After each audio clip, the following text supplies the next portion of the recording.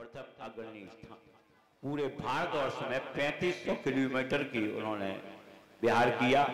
इस तरह से आचार्य शांतिसागर जी महाराज का जो जैन धर्म में हमें आज यहाँ मिल रहा है, सभी मंदिरों के दर्शन करने का भी जो सौभाग्य मिल रहा है, वो उन्हीं की उपलब्धि है, जिसकी वजह से आज हम जैन धर्म को जीवित किए हुए हैं। उन्हीं के शताब्दी वर्ष मनाने के लिए आज यहाँ उनके गुणानुवाद के लिए हम लोग एकत्रित हुए हैं। और मैं निवेदन करूंगा हमारे भूपेंद्र भैया जी से कि आज का कार्यक्रम का संचालन स्वयं करें और बाहर से पधारे हुए हमारे सभी मेहमानों का हार्दिक अभिनंदन, स्वागत। और क्षेत्र परिसर में जो भी महानुभाव हो, कृपया शीघ्रता से इस पंडाल में आ जाए।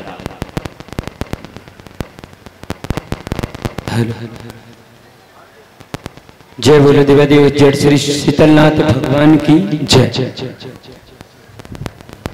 हम सब आज ऐसे महामना आचार्य शांतिसागर जी महाराज का आज ही के दिन, जैसा कि आचार्य शांतिसागर जी महाराज की जीवन पर बड़ी ही कम शब्दों में और व्यवस्थित जिन्होंने आचार्य शांतिसागर जी की जानकारी आदरणीय सत्येंद्र जी साहू जी फिरोजाबाद वालों ने दी है। यह कार्यक्रम प्रारंभ हो उसके पूर्व हम यहाँ पर ऐसे महामना आचार्य शांतिसागर जी महाराज के चित्र के अनावरण के लिए आमंत्रित करते हैं पावन वर्षा योग चतुर्मास कमेटी के महामंत्री आदरणीय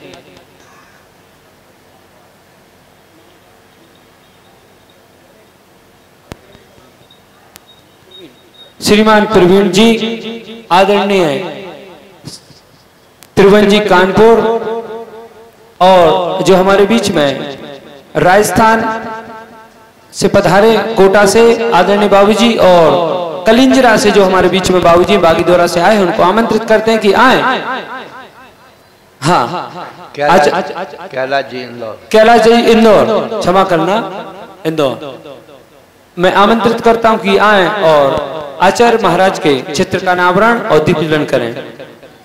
त्रिभुवन जी और इनका सहयोग देंगे आदरणीय सत्येंद्र जी साहू जी।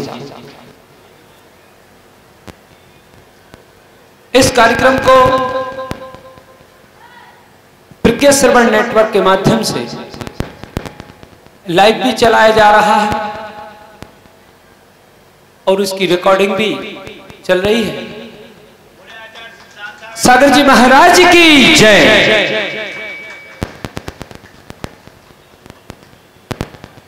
और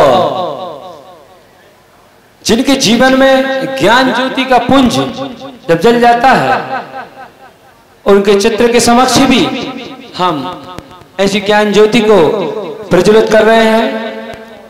और मैं आमंत्रित करता हूं फिरोजाबाद जैन समाज के एकमात्र आयुर्वेद के बड़े ही मर्मज्ञ चिकित्सक और अपने जीवन में अपनी कलम का जो सदुपयोग करते हैं, कलमकार आदरणीय कवि हृदय राजेश जी सरल साहब, उनका हम इस कार्यक्रम में बहुत बहुत हार्दिक वंदन अभिनंदन स्वागत करते हैं।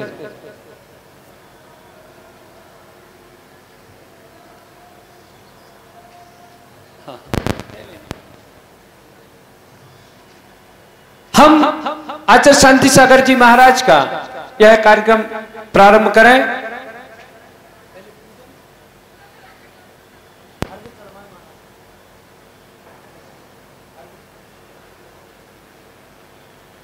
आचार्य शांतिसागर जी महाराज का मंगल द्रव्य का से अर्घ्य चढ़ाएंगे। भाई मोहित जी से निवेदन करते हैं कि वो और पूजन का अर्घ्य चढ़ाने के लिए मैं आमंत्रित करता हूं हमारे इंदौर से पधारी हुई श्रीमती अंजना जी, खुरई से पधारी कमलाबाई जी, सुषमा जी और सुशीता जी पाटिल जी, इनको आमंत्रित करता हूं कि आए और चर्चवर्ती आचार्य शांतिसागर जी महाराज के का अर्घ्य चढ़ाएं। मोहित जी अर्घ्य बोले।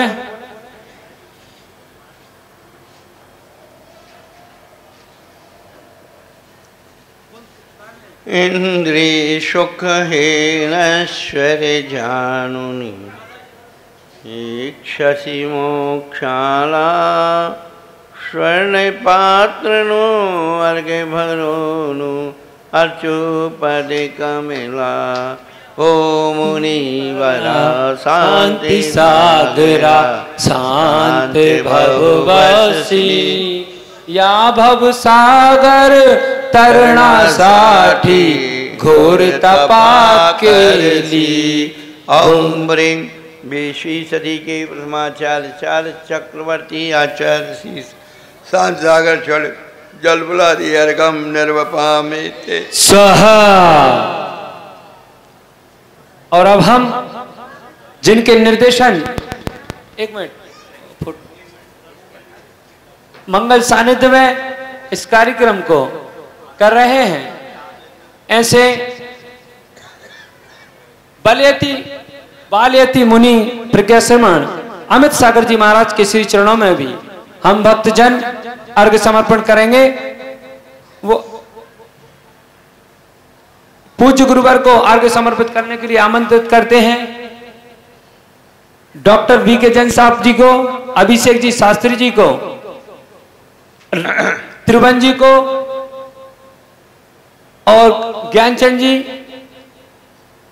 बम्बई आपको आमंत्रित करते हैं पूज्य गुरुवर के श्री चरणों में अर्घ्य समर्पित करें। राजेश जी सरल साहब आइए, आप भी पूज्य गुरुवर को अर्घ्य समर्पण करें। जयेश जैन इंदौर।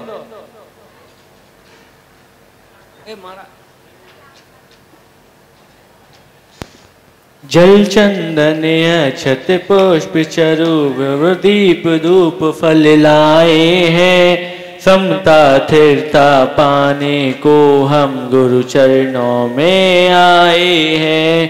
प्रज्ञा शमन मुनि अमित सागर जी को सत शत बंदन करते हैं। ऐसे गुरु की पूजन करके मोक्ष मार्ग को धरते हैं। ओम ह्रूम परम पूज्य साक्षात विराजमान प्रज्ञा श्रमण तत्वार्थ प्रतिपादक गुरुवर श्री अमित सागर जी मुनिंद्र चरण कमलेभ्यो मन से वचन से काय से अनर्पत प्राप्त अर्घम निर्विवामिते स्वाहा। और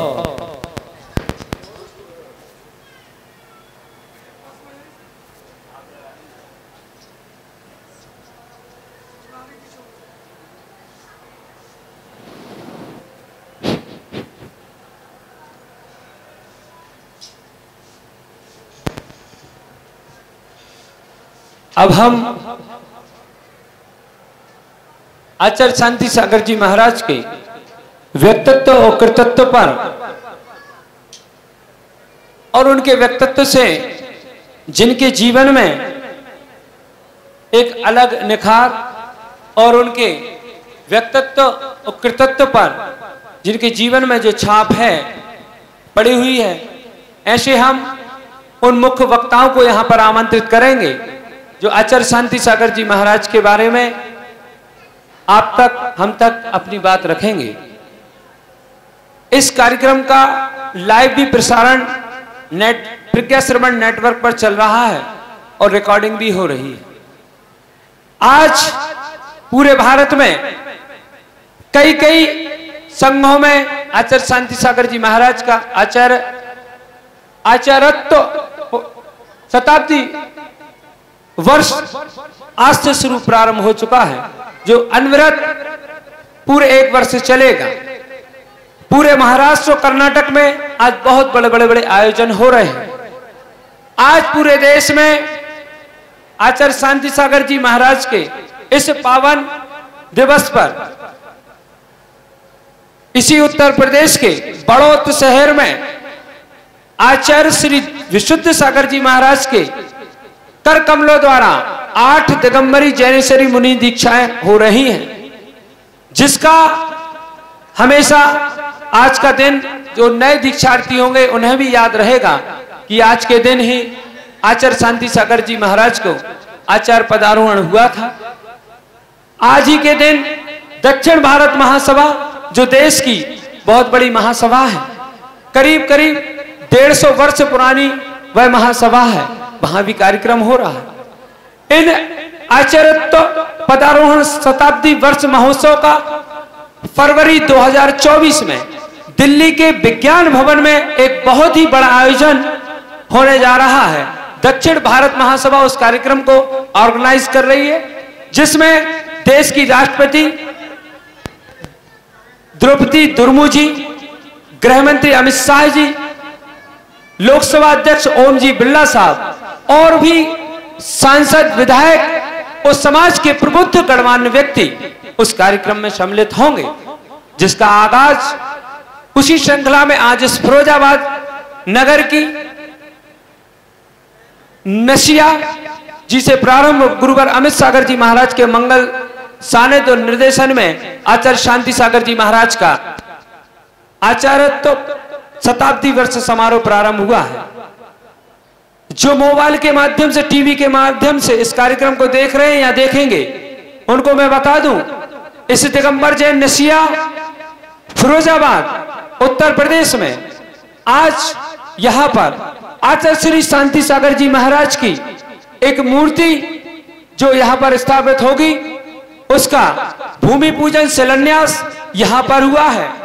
आदरणीय विवेक जी, अभिषेक जी शास्त्री जी के मंगल सानिध्य और मुनि श्री अमित सागर जी मुनिराज के पावन मंगल आशीर्वाद और सत्संग सानिध्य में आज उस यहां पर नसिया में भूमि पूजन हुआ है।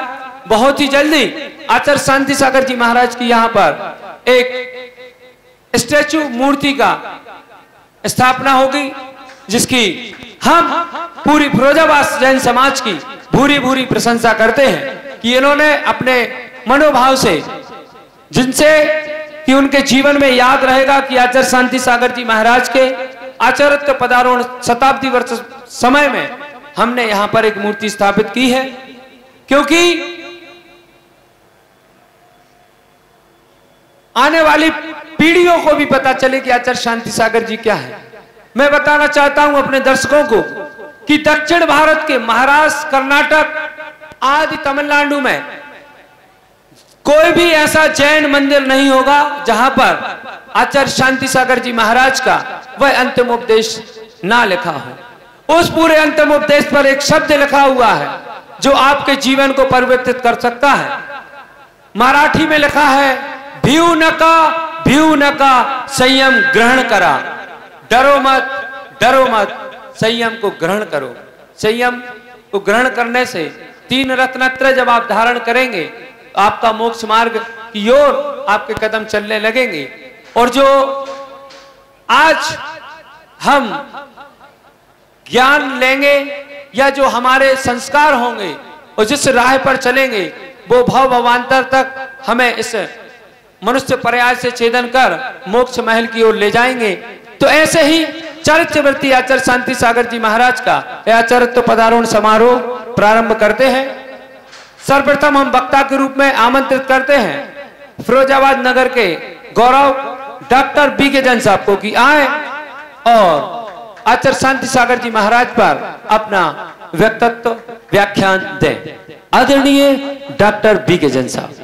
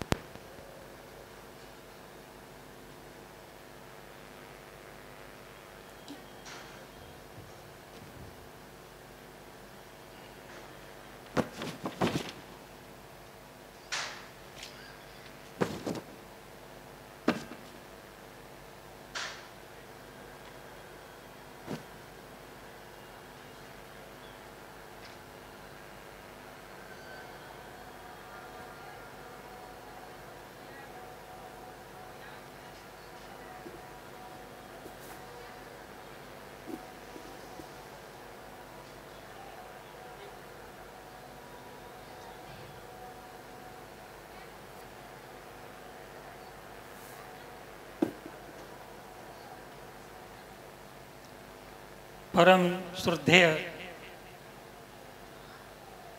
प्रज्ञा स्मरण वाले योगी मुनि अमित सागर जी महाराज के शरणों में बंधन के साथ संगस्त सब मुनियों को प्रारंभ करता हूँ।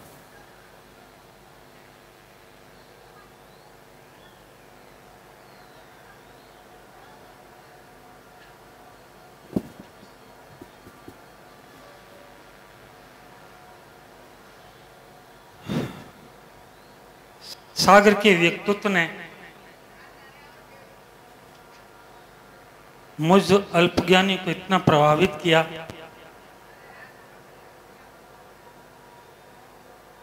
वह मानव निश्चित ही बहुत ही पुण्यशाली होंगे जिन्होंने आचार्य श्री का दर्शन किए होंगे, उनके मंगल प्रवचन सुने होंगे। मैंने तो सुमेरचंद दिवाकर की उनके लिखित जो बायोग्राफी है उसका भी अध्ययन किया, और भी जो उनके व्यक्तित्व कृतित्व पर और भी लेखकों ने प्रकाश डाला है, उसको देख करके मैं इतना अभिभूत हुआ, मैं रात भर सोचता रहा महाराज श्री इस पंचम काल में भी ऐसे मुनिराजों का प्रादुर्भाव हुआ जिसने जो हमारी श्रवण परंपरा में थोड़ा नीचे की तरफ गिराव था, मुनि महाराजों के दर्शन नहीं होते थे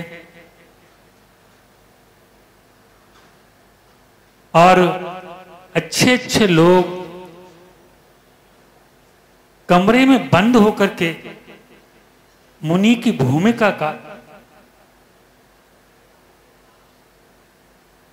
देखते थे कि कैसे मुनि होते हैं। मुनि परंपरा क्रम से बहुत ही कम होती गई और उत्तर भारत में मुनियों का करीब करीब अभाव सा देखने को दृष्टिगोचर होने लगा।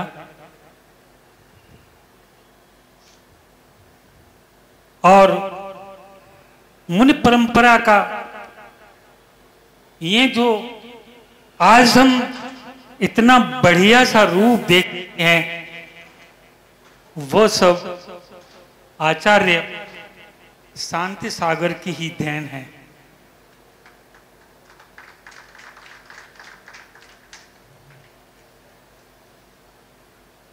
उन्होंने श्रवण संस्कार का उत्थान के साथ साथ मुनि परंपरा को जीवित करने का अथक प्रयास किया। मैं कुछ लाइनें गद्य की कुछ पद्य की कह के मैं आपके सामने रखूंगा। अगर समय का कोई प्रतिबंध हो तो मुझे बता दें, मैं उसे बात को समेटने की कोशिश कर सकता हूं। मैं कभी सरमन लाल की वो लाइनें चार आपके सामने रख रहा हूं। सच है यदि सूर्य शांति सागर संयम का रूप नहीं धरते, जो अपनी काया से युग का यदि काया कल्प नहीं करते, मानवता मान नहीं पाती यदि जीवित मंत्र नहीं होते, यह भारत गारत बन जाता यदि ऐसे संत नहीं होते। और ऐसे संत नहीं होते, ऐसे से संत जिन्होंने भारत को गारत होने से बचाया। थोड़ी सी उनकी जीवन की ये सारी बातें घटनाओं को तो सभी लोग बताएंगे, कर्नाटक में बेलगाम में मालगाम में 1871 सन में उनका जन्म हुआ। और जन्म होते समय उनकी मां को सपना आया कि मुझे कमल के पुष्प से श्री जिनेंद्र देव की भक्ति करनी है।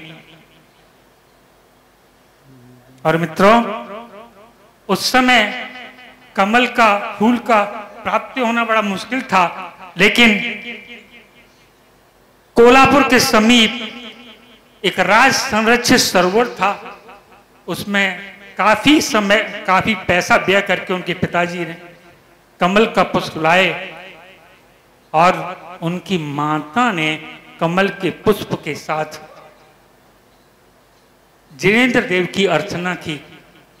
जब कोई जीव, भावी जीव, तीर्थंकर जीव, जैन धर्म के ध्वजा को फहराने वाले ऐसे जीव जब मां के घर में आते हैं तो जो उनको स्वप्न दोहला होता है, ऐसा ही होता है। विमल सागर जी महाराज की मां को भी इसी प्रकार का एक स्वप्न आया था। उन्होंने कहा मुझे सोनागिर के दर्शन करने। और मित्रों, सोनागिर के दर्शन उनकी मां ने किया और देवी लोक से, देवी योग से ये पुण्य देखिए कि आचार्य विमल सागर जी का मुंडन सोनागिर में हुआ और अंत में सोनागिर में वो जुड़े, सोनागिर सम्मेद से जुड़े रहे। ये विभूतियां होती हैं जो मां के गर्भ में आती हैं तो मां के पुण्य का कभी पारावार नहीं होता। जब इनका जन्म हुआ उस समय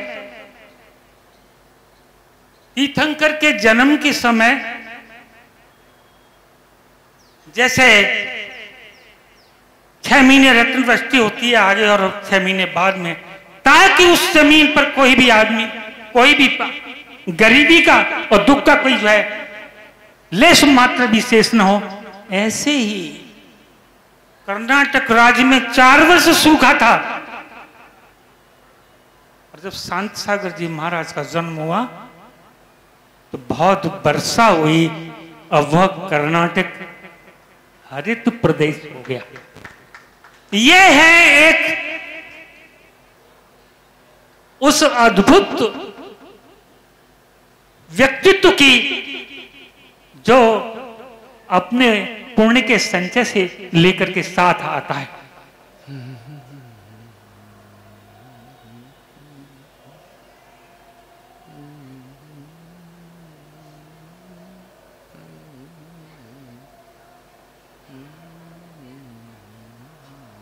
महाराज श्री का जन्म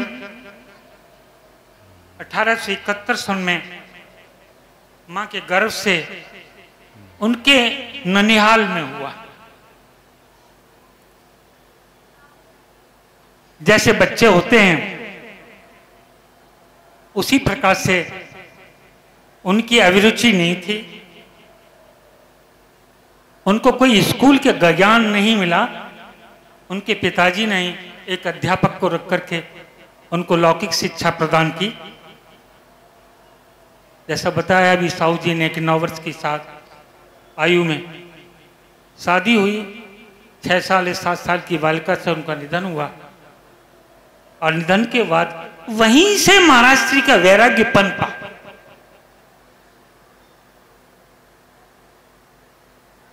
मां ने बहुत कोशिश की कि दोबारा आप शादी करें।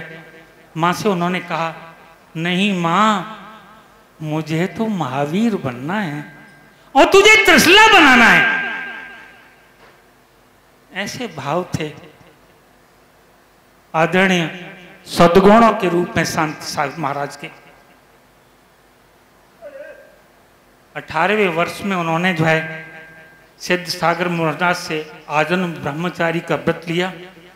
दैनिक चर्या में खेती का काम करते थे और मित्रों, पिताजी ने भेज दिया खेत की रक्षा के लिए कि चिड़ियां आ रही हैं, ये हमारा खेत है वो चुंगे जा रही हैं। तो उस समय गोफन और मैं होता था, उसमें कंकड़ लेके ऐसे घुमा करके मारते थे।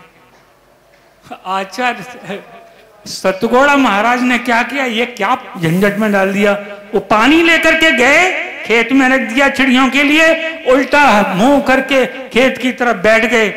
जब उत्पादन हुआ, कटा खेत, तो औरों के खेत में अगर 4 कुंटल अनाज हुआ तो उनके में 6 कुंटल अनाज हुआ। यह है धर्म की प्रवाहना का एक रूप। धर्म करने से धन की वृद्धि स्वतः ही होती है, उसके बारे में ज्यादा सोचने की जरूरत नहीं। बहुत हष्ट-पुष्ट थे, बहुत लंबी छलांग लगाते थे तो 12 ऐसा कुछ गज की या 12-20 की इस प्रकार की विवेचना हुए लगा लेते थे। 32 वर्ष की आयु में जो है सब सम्मेद शिखर गए अपने मित्रों के साथ, सबको लेकर के। तो उन असहाय व्यक्तियों को जो वंदना नहीं कर पाते थे, उनको अपनी पीठ पर बैठा करके वंदना करने का साहस अगर कोई कर सकता है तो सतगुणा आचार्य शांतागरी महाराज जी कर सकते हैं। उन्होंने वहां पर जाकर के पार्श्वनाथ की टोंक पर घी तेल न लेना और भोजन 1 दिन में 1 बार करने का व्रत लिया।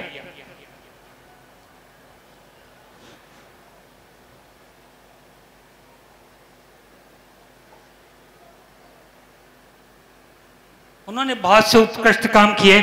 मैं कुछ विशेष बातें आपके सामने रखना चाहता हूं। मैंने अभी जो है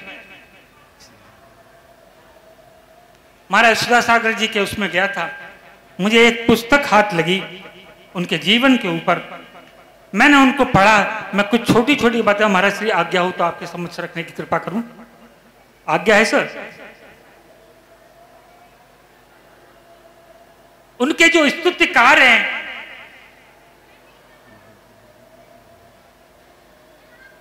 आसन शुक्ला 81-11 में 1924 के शुभ दिन समडोली में श्री वीर सागर जी महाराज और नैम सागर जी महाराज के निर्गंथ दीक्षा के समय आपको आचार्य पद से अलंकृत किया गया था। सन 1937 में पंचकल्याण के शुभारंभ पर आपको चारित्र चक्रवर्ती पद से विभूषित किया गया। महाराज श्री गजपंता के समय में ही B.R. अम्बेडकर, जो उस समय बहुत परेशान थे, शेड्यूल कास्ट से विलंब करते थे, उनकी इच्छा थी कि मैं कुछ उच्च जो है धर्म में दीक्षित होकर के मैं अपने को कुछ अच्छा दिखाने की कोशिश करूं। इसी संदर्भ में वो आचार्य श्री के पास गंजकता में गए और उनसे निवेदन किया, महाराज मैं दिगंबर धारण करके जैनी बनना चाहता हूं। महाराज श्री के सामने बड़ी विषम स्थिति थी, लेकिन बहुत दृढ़ स्वभाव के थे। स्पष्ट रूप से कहा, अम्बेडकर जी मैं आपको दीक्षित कर सकता हूं,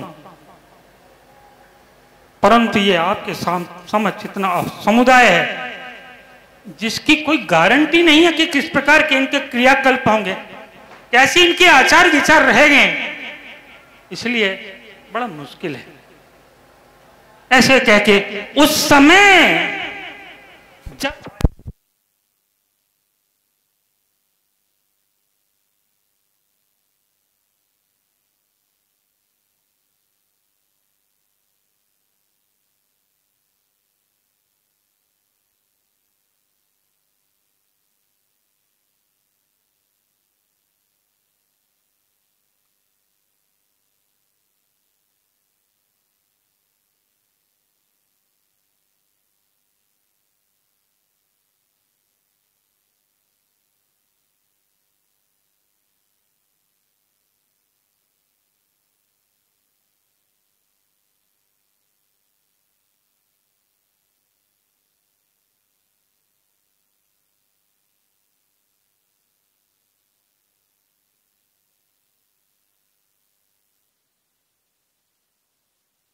हर जन को प्रवेश से रोक सकते, रोक नहीं सकते।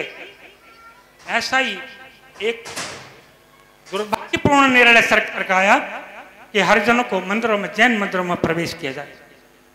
उन्होंने उसका विरोध किया और विरोध करने के बाद कोर्ट के माध्यम से हमको ये सफलता मिली कि हरिजनों का प्रवेश जैन मंदिर में नहीं होगा। इस हेतु आचार्य श्री ने 3 वर्ष 12 दिन तक अन्न का ग्रहण नहीं किया। यह है उनकी उत्कृष्ट साधुता। 58 वर्ष की आयु में अन्न का त्याग कर दिया। 36 वर्ष में आपने मुन काल में 27 वर्ष नौवा का उपवास धारण किया और थोड़ी जब दृष्टि उनकी कम होने लगी तो उन्होंने कहा मुझे सल्लेखना अब लेनी चाहिए और अपने लोगों से कहा देखो ज्यादा टालने की नहीं, संकलन अब सुबह। उनके आचार्य जी ने 36 वर्षों में 18 मुख्य मुनियों को उन्होंने जो है दीक्षा दी, जो आचार्य और भारतवर्ष में जिन्होंने जैन धर्म का डंका फैलाया। उसमें आचार्य धर्म सागर जी महाराज भी थे, जिनके आप जो है शिष्य अमित सागर जी महाराज को अपने समक्ष देख रहे हैं।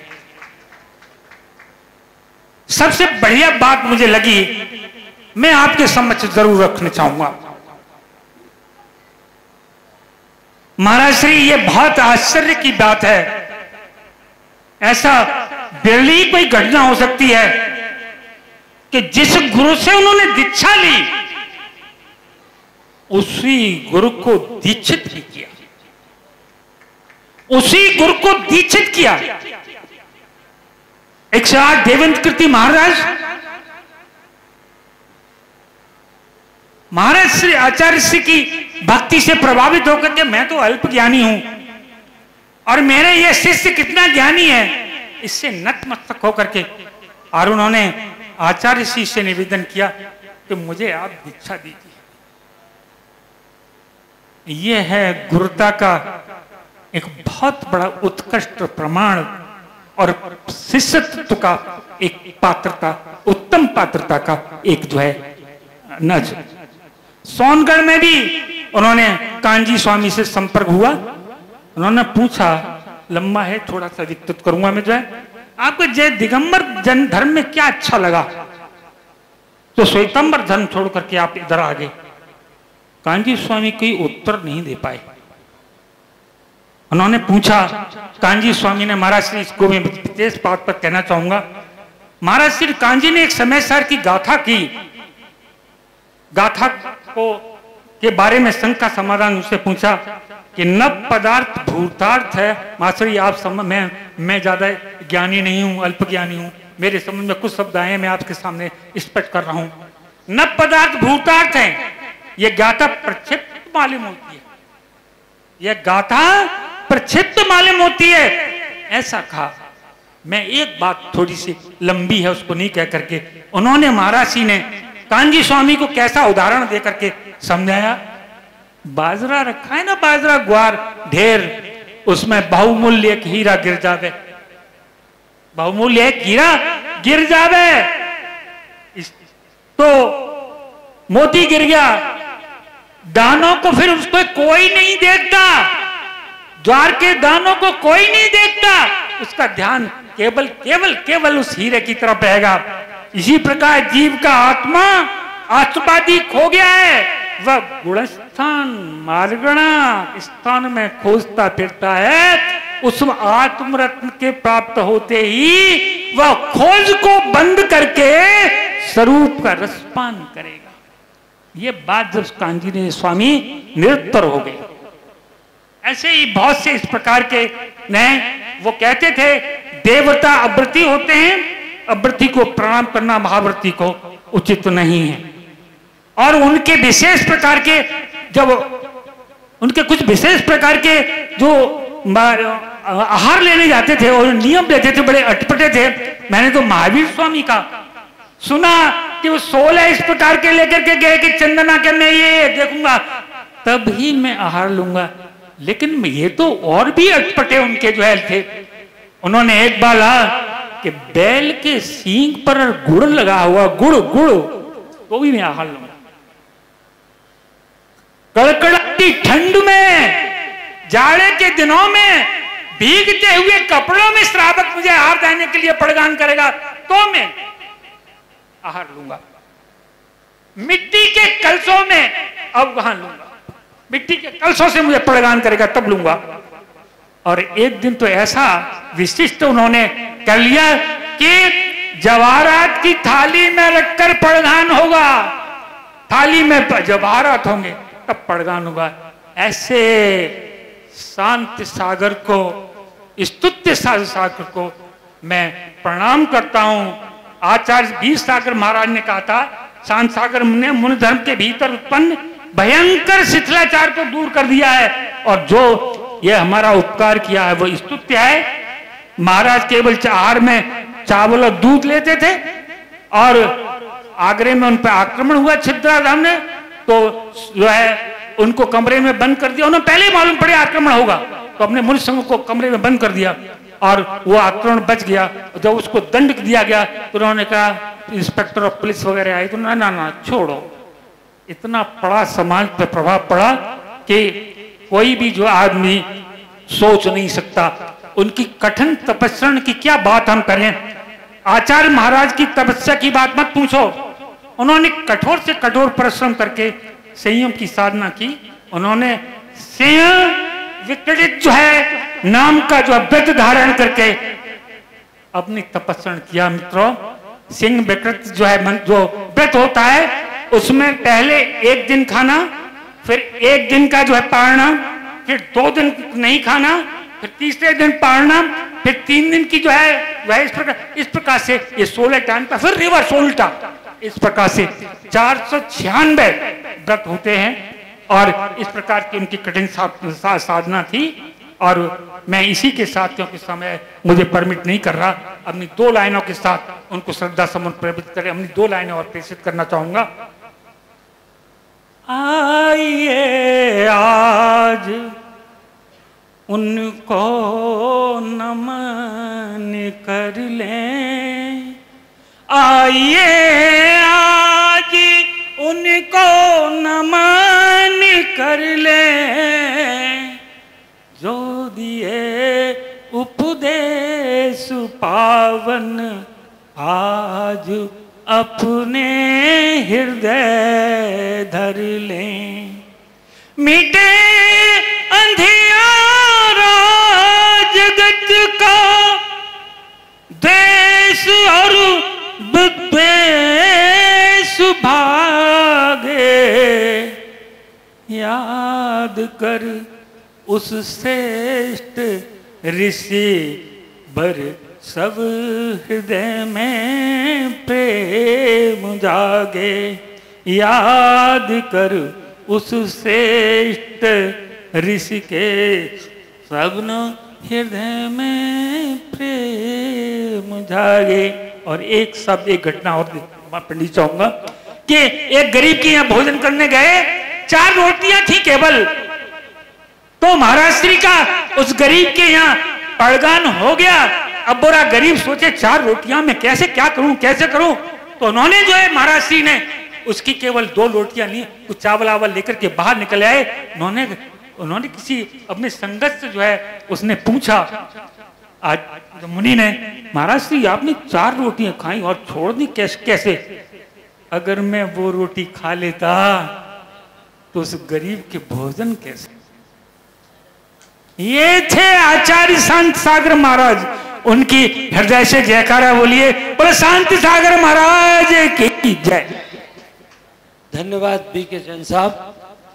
आपके विचार सुनकर के ऐसा लगा कि आपने आचार्य शांति सागर जी को लेकर के जन्म से लेकर के उनकी दीक्षा तक की पूरी जानकारी दे दी।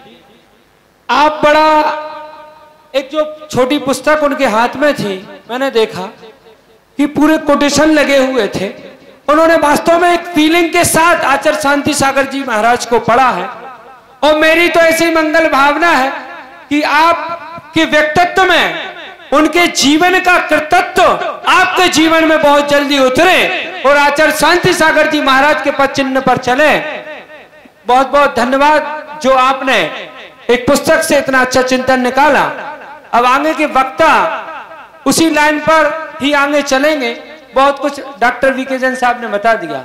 इसी श्रृंखला में समय गति से चल रहा है। आज वीके जैन साहब को पूरा हमने समय दिया था, काफी उन्होंने अपने उद्बोधन दिए।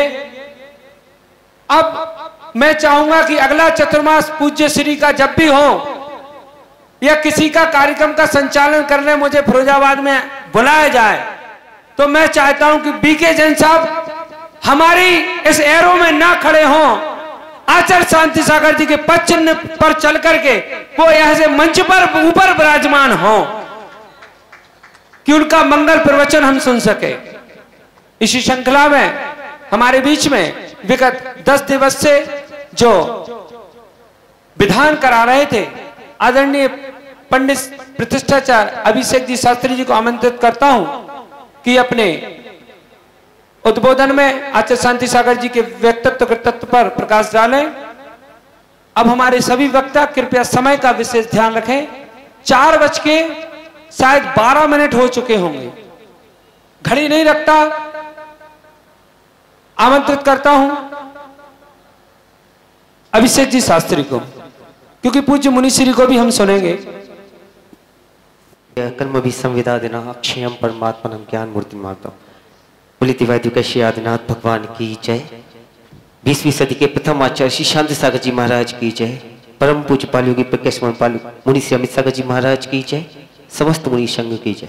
अभी पूर्व वक्ता श्रीमान वीके जैन साहब ने आचार्य शांति सागर जी महाराज के पूरे व्यक्तित्व के बारे में जन्म से लेकर उनके समाधि तक पूरा व्यक्तित्व कृतित्व पूरा समझा दिया है। हालांकि आज शांति सागर जी महाराज मैंने आज तक उनके दर्शन किए, क्योंकि मैं बहुत ही छोटा हूं। जिन्होंने भी दर्शन किए परम भाग्यशाली हैं, क्योंकि उस समय जब आचार्य शांति सागर जी थे तब अंग्रेजों का शासन था, और अंग्रेजों के शासन में हम लोग जानते हैं, हम लोगों को पढ़ाया गया कि उस समय गुलामी थी। कैसी गुलामी थी? इस सब लोगों को मारा पीटा जाता था, कैसा किया था। लेकिन धर्म के बारे में किसी भी प्रकार की कोई जानकारी आज तक उपलब्ध नहीं है कि अंग्रेजों के शासन में कैसे धर्म होता था, किस प्रकार का धर्म होता था। आज हम ये श्रवण परंपरा देख रहे हैं।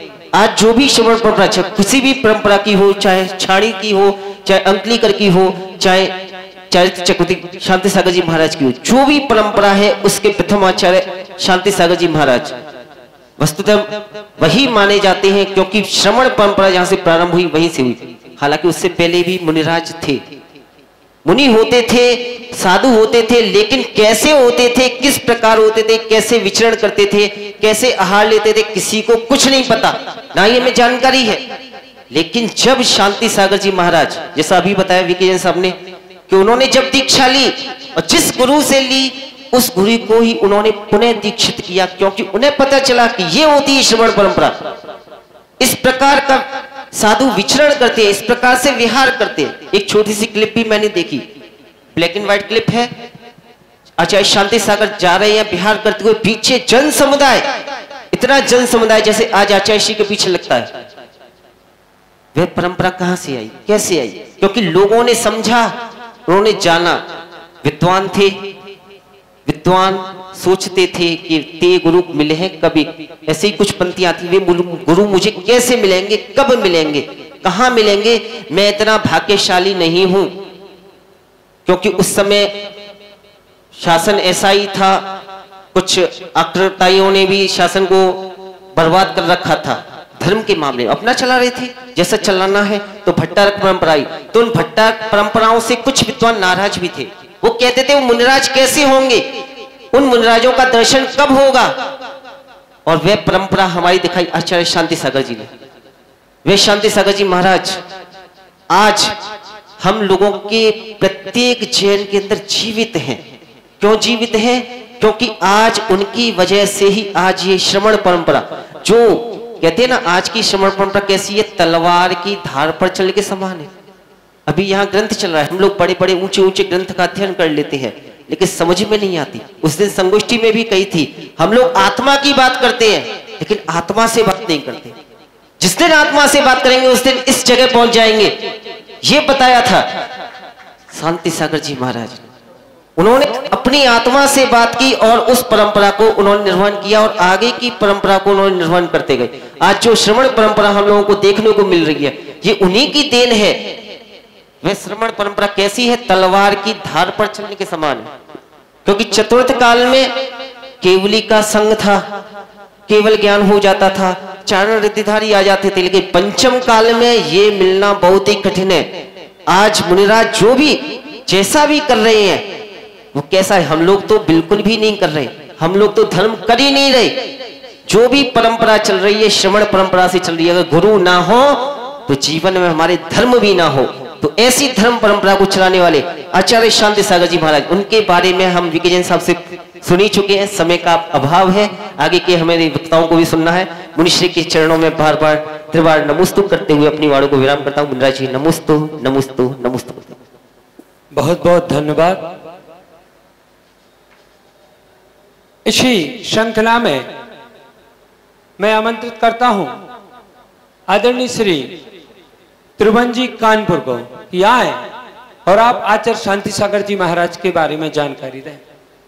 मैं जिस व्यक्तित्व को यहां बुलाने जा रहा हूं, आदरणीय त्रिभुवन जी कानपुर, जो कि कानपुर जैन समाज के एक बड़ी महापंचायत है, वहां पर उसके महामंत्री हमारे बीच में, जिन्होंने पूज्य अमित सागर जी महाराज के दिशा निर्देशन और मंगल आशीर्वाद से आचार्य शांति सागर जी महाराज के जीवन पर आधारित काफी जो साहित्य और उनका करीब जो जन्म शताब्दी महोत्सव से लेकर के आज आचार्यत्व शताब्दी समारोह का कार्यक्रम है। आप जैसे व्यक्तित्व की बड़ी महती भूमिका है। इस आयोजन को कराने में आदरणीय त्रिभुवन जी का बहुत बड़ा योगदान है। आदरणीय त्रिभुवन जी साहब। नमोस्तु महाराज, नमोस्तु महाराज, नमोस्तु। आचार्य शांति सागर जी से श्रवण संस्कृति चली, जिससे हम लोग आज चलते फिरते तीर्थ के समान मुनियों को, आचार्यों को देख रहे हैं।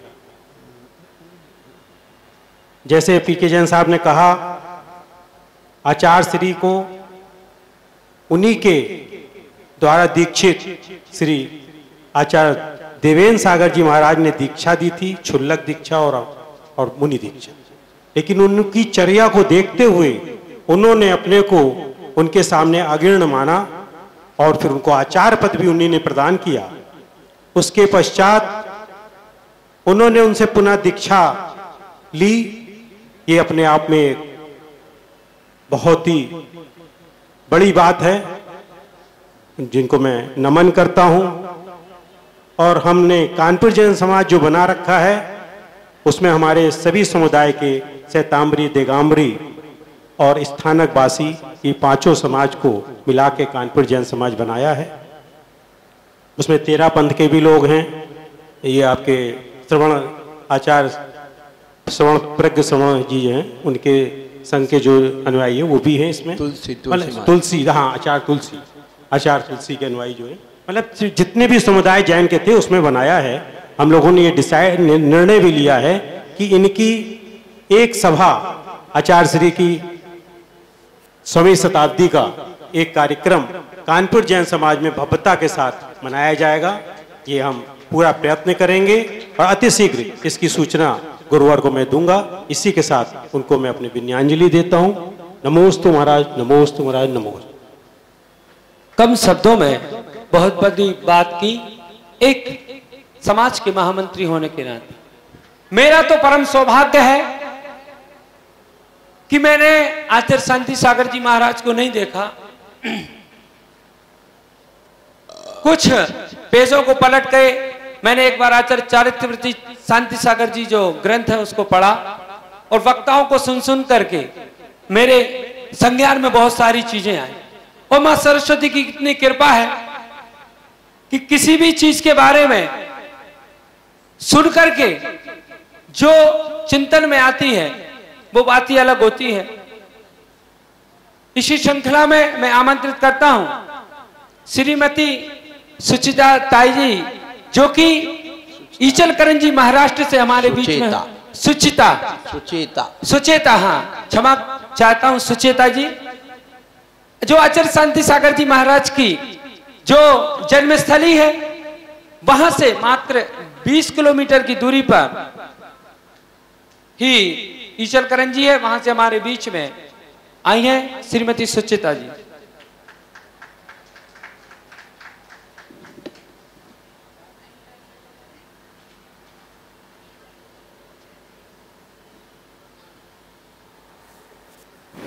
गुरुदेव को त्रिवार नमस्तु और आप सबको जय जिनेन्द्र, सादर जय जिनेन्द्र।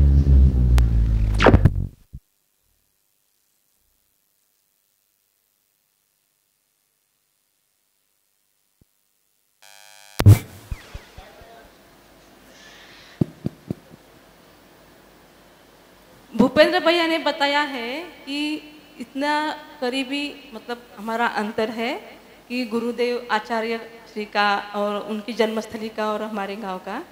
मेरी योग्यता तो नहीं है उनके बारे में बताने की, लेकिन गर्व तो बहुत है, क्योंकि भाग्य में समझती हूँ कि उनकी जन्मस्थली मेरे ससुराल के बिल्कुल पास है और उनकी संलेखना जहाँ हुई थी कुंथलगिरी में, वो मेरे पियर के पास है, बिल्कुल पास में। तो इस वजह से मैं बहुत सौभाग्यशाली समझती हूँ।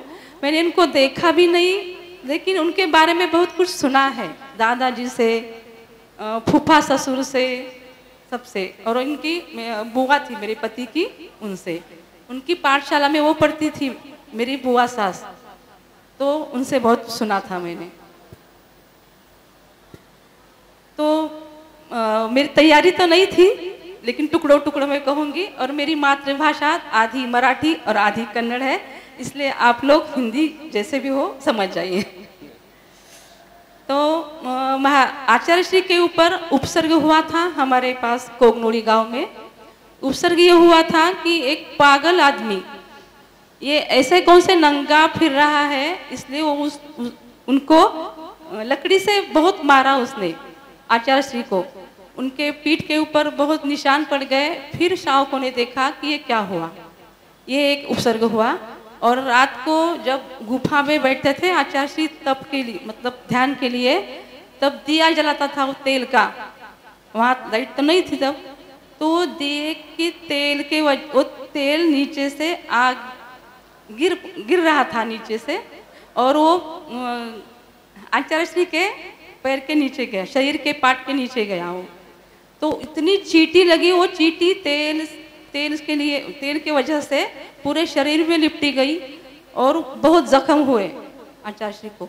रात भर उन्होंने वही सहन किया, उफ तक नहीं किया, किसी को पता नहीं चला। सुबह जब वो पंडित आया, उसने देखा, तब कहीं जाके उसने शक्कर डाली और वो निकाल दी, चींटी सब निकल गई वहाँ से। मुझे ये दुख हो रहा है कि आचार्य शांति सागर जो हमारे 20वीं सदी के प्रथमाचार्य हैं, उनके बारे में चल रहा है यहाँ पे संगोष्ठी, और सुनने वाले में यहाँ के कोई भी नहीं है। इतना मतलब हम उनको आदर करते हैं, हर रोज हम उनका अष्टक करते हैं। तो अष्टक में ये बोलते हैं कि 20वीं सदी के प्रथमाचार्य चारित्र चक्रवर्ती प्रातः स्मरणीय गुरुनाम गुरु चारित्र चूड़ामणि आचार्य शांति सागर, इतना बोलते हैं। इतना गर्व होना चाहिए हमें, लेकिन यहाँ सुनने वाले में तो कोई भी नहीं दिख रहा है मेरे को, बोलने वाले तो अलग है।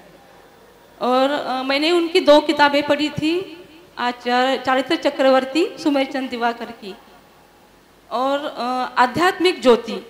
तो मुझे लगता है कि ये आचार्य श्री हमारे चलते फिरते आगम थे।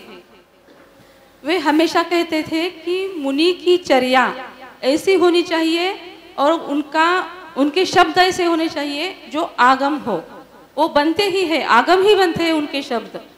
तो मुझे लगता है कि दिगंबर मुनि के लिए ये कितनी जिम्मेदारी की बात है कि उन्होंने ऐसा कह दिया है।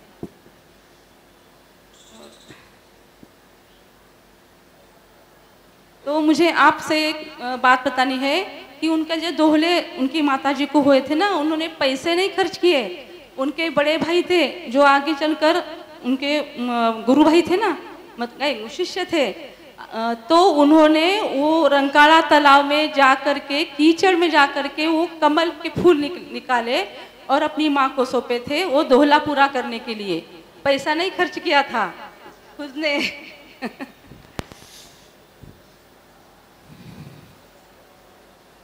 एक जगह कन्नड़ में नस्लापुर गांव है, तो इतना प्यार करते थे लोग। कोगनोई से आगे जहाँ पर सर्ग हुआ था ना, उसके आगे नस्लापुर गांव है, इतना प्रेम करते थे। और एक खट्टा खट्टा पहलवान था, श्रावकी था, कुछ भी आगम के बारे में शास्त्र के जानने में को नहीं जाता था, लेकिन इतना प्रेम था महाराज जी के ऊपर उनका, तो उसने रातों रात ऐसे ही उठाया महाराज जी को ध्यान में। भीम उसको बोलते थे भीमप्पा, भीमप्पा वो पहलवान था तो ऐसे ही उठाया सर के ऊपर पटिया के साथ ही, और भागता गया कि चातुर्मास मैं उधर ही करूंगा, यहाँ नहीं, आचार्य श्री नहीं देते तो नहीं देते। इतना प्रेम और वात्सल्य था आचार्य श्री के पास। और एक उदाहरण मेरे दिमाग में आया कि पाय सागर उनके शिष्य थे, तो बड़े कलाकार किस्म के आदमी थे और नाटककार थे, तो उनको बहुत शैली थी उनकी प्रवचन की, बोलने की, भाषा अच्छे से पेश करने की। तो एक बार क्या हुआ, उनका प्रवचन चल रहा था और बहुत भीड़ हो गई, तो लोगों ने कहा कि आचार्य श्री के मंडप में तो कोई भी नहीं जाता है, यहाँ पे इतनी भीड़ क्यों? तो उन्होंने क्या जवाब दिया पाय सागर ने कि यहाँ पे बेचते हैं मुरमुरे फुटाने, मतलब चने फुटाने बेचते हैं, और वहाँ बेचा जाता है सोना हीरा, वहाँ तो भीड़ नहीं होगी। इसलिए मतलब आचार्य श्री के ऊपर इन्होंने इतना मतलब ये आदर किया उनका। एक और एक किस्सा याद आता है, एक मौलवी में उनको देख के, इतना आचरण देख के उसने बताया कि ये कैसा जामा है, जो उनकी मुद्रा देख के ये कैसा जामा है जिसका उल्टा ना पुल्टा, मतलब धोने की चिंता नहीं, जामा मतलब कपड़े। तो उन्होंने कहा कि ये कैसा जामा है जिसका उल्टा ना फुल्टा, बटन लगाने की चिंता नहीं, धोने की चिंता नहीं। इतना वो प्रभावित थे मौलवी एक मुस्लिम के। और हमारे उधर के एक धर्मसागर महाराज थे, इनके गुरु नहीं, तो उनको बोलते थे हत्ती कटगी महाराज। हत्ती कटगी मतलब, हत्ती मतलब कपास और कटगी मतलब उसकी लकड़ी। तो एक बार विहार में क्या हुआ, महाराज जी चलते जा रहे थे और वो एक आदमी खेती वाला उपकार क्या मैंने ऐसे उखाड़ता था, कपास के पेड़ उखाड़ते जा रहा था। तो आगे महाराज जी निकल गए विहार से, फिर से आ गए, तो यही काम करता था। तो बोले अरे आप अभी तक यही काम कर रहे हो? तो उसके दिमाग में आया कि मैं मतलब कितने जन्म में मैं यही काम कर रहा हूँ। तो तुरंत दीक्षा ली उन्होंने, और उन्होंने कितने ग्रंथ लिखे जो अनपढ़ थे, गंवार थे। ऐसे शिष्य, मतलब उनकी पहचान ऐसे थी कि शिष्य भी कैसे बनाए। एक बार ऐसा हुआ कुन्नूर गांव में कि महाराज जी को एक दूध, किसी वजह से दूध और चावल लिए उन्होंने आहार में, तो लोगों को पता नहीं था कि आहार कैसे दिया जाता है, क्या लेते हैं महाराज जी। इन्होंने ये लिया समझकर वो रोज 8 दिन तक चावल दूध देते रहे, पानी का बूंद भी नहीं दिया महाराज को, एक बूंद पानी नहीं, 7 दिन तक लगातार, क्योंकि ये लेते हैं खाते हैं तो यही दिलाते रहे। फिर बाद में उनके फोड़े उठ गए पूरे शरीर के ऊपर, लेकिन महाराज ने बताया नहीं कि मेरे इस वजह से फोड़े उठे हैं, मेरे को पानी नहीं मतलब देते आप लोग, बताया नहीं महाराज जी ने। इतना वो सहन करते थे, इतनी चर्या उनकी मतलब बड़ी थी। आखिर में मुझे ये कहना है कि आज मुझे डर लगता है कि अब धर्म का, जिनवानी का कैसा ये हो रहा है, लेकिन आचार्य श्री का एक वाक्य है कि दक्षिण में धर्म टिकेगा, तो हमेशा ये कहते हैं। फिर मुझे विश्वास आता है कि चलो कि महाराज गुरु की तो मतलब ये वाणी असफल नहीं हो सकती, झूठी नहीं हो सकती। मैं जब भी आती हूँ यहाँ पे गुरु जी के पास, तो जाते समय आशीर्वाद देते हैं गुरु जी, ये हमारे अमित सागर गुरु जी, भ्यूनका, जो आचार्य श्री से लगातार चला आ रहा है ये शब्द भ्यूनका, गुरुदेव से भी यही आशीर्वाद मुझे मिलता है, इसलिए दृढ़ता आती है हमारे में, तो ये दृढ़ता आगे भी चले, इसलिए मैं गुरुदेव को त्रिवार वंदन करती हूँ, नमस्ते करती हूँ। नमस्ते। बहुत बहुत धन्यवाद। सुचिता जी को सुना, उन्होंने सुचेता जी ने लिख लो उस पर। कम समय में और उनको जैसे बता गया, तो उन्होंने अपने शब्दों में जो उनकी हिंदी थी आप तक परिषद की, इसी श्रृंखला में मैं आमंत्रित करता हूं आदरणीय श्री अरिंदर जी पाटिल साहब ईचलकरंजी जी से हमारे बीच में। हिंदी जितनी आती होगी उतनी तो आती होगी। ऑल इंडिया में सुनने वाले लोग हैं जो अपनी अपनी भाषा, देखिए सभी लोग सुन रहे हैं। आइए आदरणीय आचार्य शांति सागर जी महाराज को नमस्ते, संघ को नमस्ते। मुझे हिंदी इतनी अच्छी नहीं आती, मराठी और कन्नड़ का प्रभाव है, लेकिन मुझे इतना बुरा लगता है कि मैं लेक्चरर था, प्रिंसिपल था, लेकिन हिंदी और धर्म की लेक्चर मैंने प्रवचन नहीं किया। लेकिन आज महाराज जी की आज्ञा हो गई। माइक को सीधा पकड़ो पहले, माइक को थोड़ा सीधा लो। हाँ हाँ हाँ ऐसा महाराज जी की आज्ञा हो गई, इसलिए मैं थोड़ा बोलने का साहस कर रहा हूँ। हमारे और महाराज जी की पहली भेंट नांदनी में हुई थी। नांदनी है जिनसेन महाराज का, भट्टारक महाराज का गढ़ गद्दी और मठ है। भट्टारक महाराज जी ने बीच काल में जैन धर्म को जीवित रखा। भट्टारक महाराज जी ने वहाँ से ईचलकरंजी 12 किलोमीटर है। पहला हमारे यहाँ का चातुर्मास महाराज जी का और भेंट ईचलकरंजी में हो गई। उसमें ईचलकरंजी की क्या विशेषता है मैं आपको बताता हूँ। 25 साल से पहले से ईचलकरंजी में जो श्वेतांबर है, दिगंबर है, 13पंथी है, 20पंथी है, कांजीपंथी है, सब इकट्ठा आकर महावीर जयंती मनाते हैं। आज तक सब रैलियाँ रथ निकालते हैं, झांकियाँ होती है, वो सब इकट्ठा करते हैं। और महाराज जी ने भी उस समय हमारे ईचलकरंजी में 6 मंदिर थे, 6 मंदिर को इकट्ठा करके हमारे शांतिनाथ मंदिर में, मेरे मंदिर में चातुर्मास किया था। ऐसा कोई उदाहरण नहीं होगा। 6 मंदिरों ने दान एकत्र किया, चातुर्मास एक मंदिर में किया है और महाराज जी ने वो काम अभी किया है। और एक विशेषता है, जब हमारे यहाँ चातुर्मास महाराज जी का था, तब चातुर्मास होने के बाद हमारा गांव जो है बाहुबली कुंभोज, जन्म गांव कुंभोज बाहुबली, और कुंभोज में महाराज जी का, शांति सागर महाराज जी का 1925 में फरवरी में एक फोटो है, 10 तारीख को निकाला था चातुर्मास में। वो देखा हमारे घर में 22/10/1925। हाँ 22/10 महाराज जी को तारीख भी पूरी है। एक फोटो देखा और महाराज जी की दृष्टि देखे हम क्या कहते हैं, हमारा बेटा घराने का नाम रोशन करे, हमारे पोता घराने का नाम रोशन करे।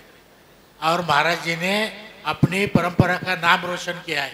क्या किया? 2 वाद थे, आदि सागर प्रथमाचार्य है या शांति सागर प्रथमाचार्य है।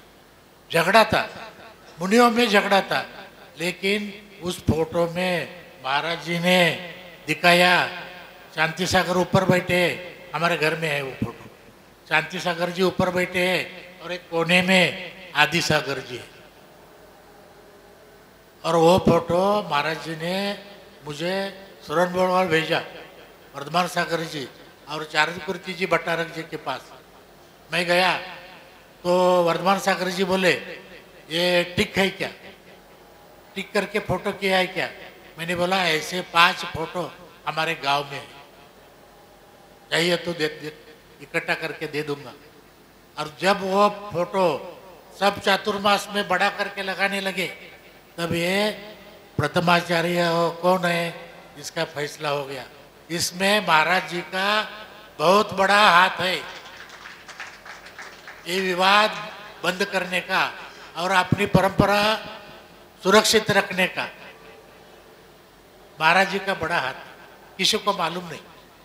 और उधर वो एक किताब निकाली, उसमें भी उसने महाराज जी ने दक्षिण भारत जैन सभा का एक पत्र आता था, वो रिपीट किया गया और ये सब उसमें ऐड किया, दिखाया गया। और एक बात मैं बता देता हूँ, आदि थोड़ी सी समझ आया है कि भारत सरकार ने, साने गुरुजी हमारे यहाँ थे, वो सब धर्म के लिए विठोबा मंदिर है, महाराष्ट्र में सबसे बड़ा विठोबा मंदिर है, विठ्ठल मंदिर वैष्णव का, वो सब जाति धर्म के लिए खुला कर दिया था। और वैसा कानून केंद्र सरकार ने बनाया था, सब मंदिर सबके लिए खुला होंगे। और जैन धर्म संकट में आया, जैन धर्म में बीसी वगैरह आ सकते थे, महाराज जी ने अन्न त्याग किया। और तब हमारे माउसेरे फूफा जी थे, बड़ौदा के दीवान थे, बड़ौदा के दीवान थे, उन्होंने अन्न त्याग क्यों एक किताब लिखी, महाराज जी ने वो भी किताब रिप्रिंट की है। और बाद में उन्होंने, दीवान थे, दीवान यानी पिए, महाराज जी के पिए थे बड़ौदा के, उन्होंने सब जैनियों को इकट्ठा किया, तत्वज्ञानी जैन धर्म के जो आगे रहते, और उन्होंने नेहरू जी के पास डेलीगेशन ले लिया दिल्ली में। और जैन धर्म हिंदू धर्म से अलग है, सनातन धर्म से अलग है, इसका परमानेंट इलाज किया, कानून किया। वो फोटो है अभी भी हमारे घर में, और किताब है वो उसके दूसरे बेटे ने ले ली। महाराज जी का भी काम और ये महाराज जी का भी काम बहुत ये बड़ा है। और मैं बहुत बताना सकता हूँ, शांति सागर महाराज जी का मैंने सुना है, हमारे बुआ जी का घर है, गांव है कोरोची, बाहुबली और किचलकरंजी जी के बीच में आता है कोरोची। वहाँ भी महाराज जी का चातुर्मास हुआ था। पलटन में उन पर मुस्लिमों ने उपसर्ग किया था और फौजदारी केस की थी पलटन के लोगों के ऊपर और महाराज जी के ऊपर। बुआ जी, हमारी बुआ जी थी, उनके पति पुलिस पाटिल थे कोरोची के, सब सम्मान इधर आता था। उन्होंने कहा है, उनका मैंने उनसे बातचीत की, तब उन्होंने, उनका एज था 90। उन्होंने बताया मुझे कि पलटन से सम्मान आता था और महाराज जी को देते नहीं थे, वो फौजदार था, हाथ कलंग लेके तहसील के, वो मुस्लिम थे लेकिन महाराज जी के भक्त थे। और बाद में ऐसा हुआ, जिसने केस लगाया था उनके घर में चित्र विचित्र घटना घटने लगी। उनको रात दिन सोना नहीं आता था, कुटुंबियों को खाना नहीं जाता था। अब आपको मालूम नहीं होगा, यक्षिणी उनको क्या करती थी, परेशान करती, आप माने या न माने। लेकिन उन्होंने खुद आकर महाराज जी कोरोची में ही खुद आकर माफी मांगी और सब केस खारिज कर दी। ये सत्य घटना है। मेरे बुआ जी के पति के 90 साल में मैंने उनसे सुना है कोरोची में, उधर भी चातुर्मास हुआ था। और मेरी बुआ जी थी, वो पहली कुंभोज की पहली पाठशाला में पहली स्टूडेंट थी। लेडीज का शिक्षण शांति सागर महाराज जी ने चला, बुले बिले बाद में है सब। स्त्रियों का शिक्षण, धार्मिक शिक्षण शांति सागर महाराज जी ने किया था। और हमारी बुआ थी, वो उस वक्त में 7वीं तक पढ़ाई की और वो टीचर बनी, बाद में हेड मास्टर बनी। मेरी माँ भी हेड मास्टर थी, मैं भी प्राचार्य। बाकी मैं ज़्यादा नहीं बोलता, महाराज जी का कार्य बहुत बड़ा है, आप समझते हैं अलग, वो है ही अलग। Thank you. बहुत बहुत धन्यवाद पाटिल साहब। इनकी धर्मपत्नी कह रही थी कि उनको हिंदी अच्छा नहीं आता, और जहां तक मैंने सुना है कि हमसे अच्छा हिंदी बोल रहे थे। वाह! इसी श्रृंखला में मैं आदरणीय सुनील भैया जी को आमंत्रित करता हूं। जब तक वो आ रहे हैं, मैं आदरणीय चक्रेश जी को आमंत्रित करता हूं कि कम समय में अपनी बात रखें। पूज्य गुरुदेव को भी सुनना है और राजेश जी सरल को भी सुनना है।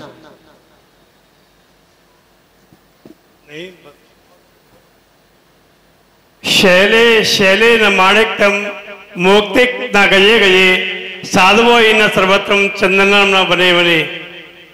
कहते हैं जिस प्रकार प्रत्येक पर्वत पर माणिक मोती नहीं होते, प्रत्येक हाथी के मस्तक पे मोती नहीं होता है, और ऐसे हर जगह साधु नहीं होते और चंदन के वन हर जगह नहीं होते, उसी प्रकार कुछ साधु बनते हैं, कुछ होते हैं, कुछ बनाए जाते हैं। लेकिन हमारे शांत सागर जी महाराज सर्वश्रेष्ठ नंबर 1 के साधु थे, और उनका जन्म ऐसे समय में हुआ था जबकि आज की तरह ही कुछ जैनेतर समुदाय अपने हिंदू समुदाय की शाखा के रूप में कानूनी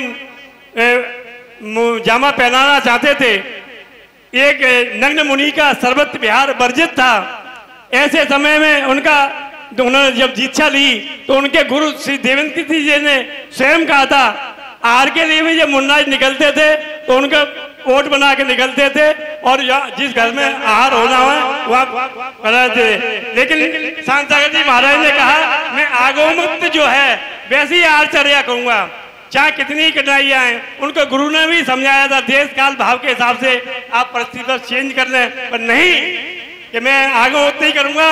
और वो सब जगह आहार लेते थे, सब जगह जाते थे, और उनके बचपन से ही उन्हें अपने सांसारिक मोह माया से लगाव नहीं था। वे इवन अपने भाई बहनों की शादी में भी कभी नहीं गए, विरक्ति का भाव शुरू से ही था।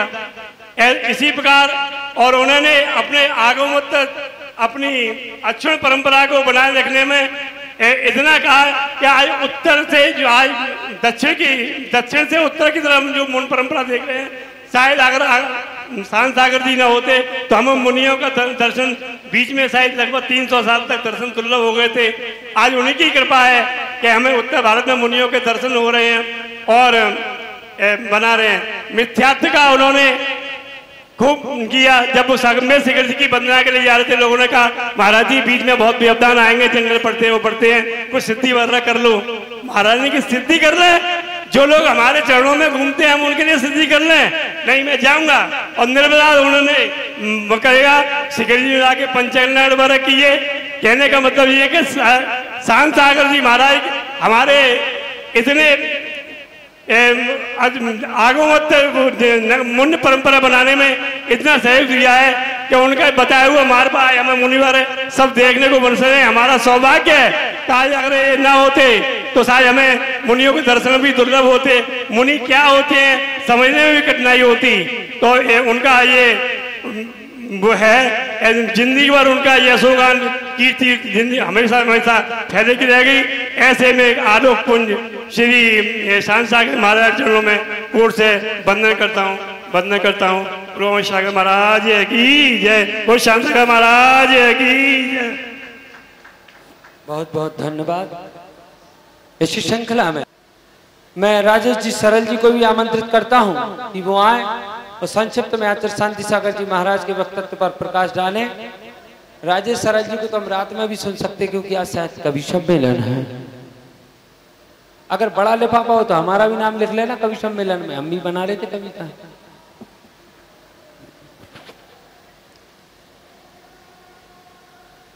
गुरुवर सामने विराजे हुए हैं।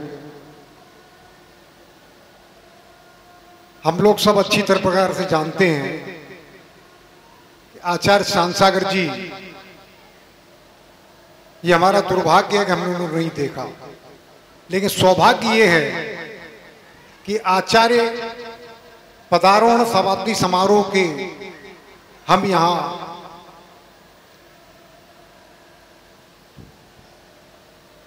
आगाज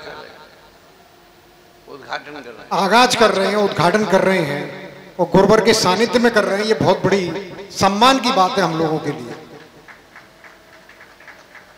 शांत सागर जी कैसे थे ये गुरुवर के मुख से हमने कई बार सुना और मैं समझता हूं कि आदरणीय श्री पीके जैन साहब, श्री पाटिल जी साहब और उनकी धर्मपत्नी भाई चक्रेश जी ने कई बातें ऐसी की जिनको दोहराना व्यर्थ है। मुझे समय बहुत कम दिया गया है, मैं मात्र 3 मिनट आपके लूंगा और उन 3 मिनटों में 2 छोटे छोटे छंद पढ़ूंगा जिससे आपको मालूम पड़ेगा कि साधु कैसे होने चाहिए।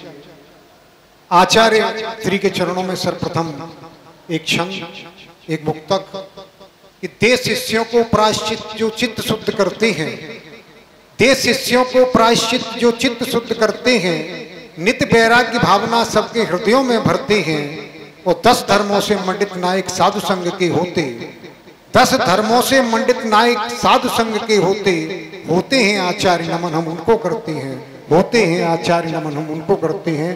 इन्हीं पंक्तियों के साथ सर्वप्रथम मैं प्रथमाचार्य श्री शांत सागर जी महाराज के चरणों में नमन करता हूँ, गुरुवर के चरणों में नमन करता हूँ, सब साधु संघ के चरणों में नमन करता हूँ और मात्र एक छंद पढ़ के मैं अपनी वाणी को विराम दूंगा कि माटी है ये तन और धन भी है माटी, किंतु माटी बिन दुनिया का काम नहीं चलता। माटी है ये धन और तन भी है माटी, किंतु माटी बिन दुनिया का काम नहीं चलता। और जानता है जग सारा मानता नहीं है, किंतु कोई कोई बिरला ही रास्ता बदलता। तो धार लेता यम और नियम जो साधु बन, धार लेता यम और नियम जो साधु बन।